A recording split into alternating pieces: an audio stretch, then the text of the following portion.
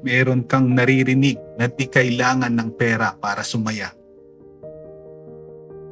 Madalas nagmula pa ito sa taong hindi nakilala ang barya. Minsan sa mayaman na galing sa hirap at tugatog ay natuntun na.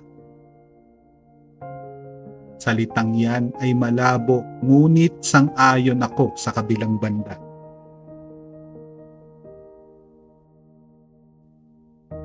Huwag mo nang habulin kung pagiging kontento ay iyon ang natagpuan. Kung ang hinahangad mo lamang ay sapat na laman ng hapagkainan. Walang masama kung ang pag-asenso ay hindi mo na mapaunlakan. Simpleng pamumuhay ang piniling landas ng pakikipagsapalaran. Subalit kung ang kabuhayan ay sa kabilang dulo ng pangarap mo,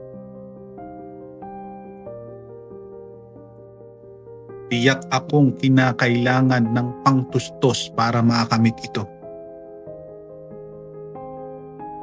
Talagan ang gapos ng paghihirap gamit ang pitakang pumapaldo.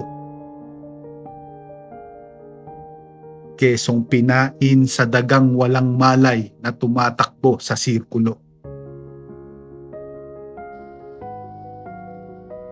Maglagpas na sa guhit ng wasto ang nakasanayan mong pag-iimpok.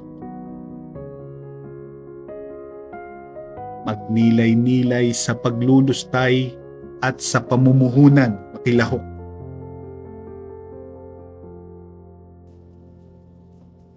Hanggang umapaw sa pangtustos ng hilig ang pinag-iimbakang palayok. Malayang gawin ang nais ng iyong damdamin sa kahit saang puok.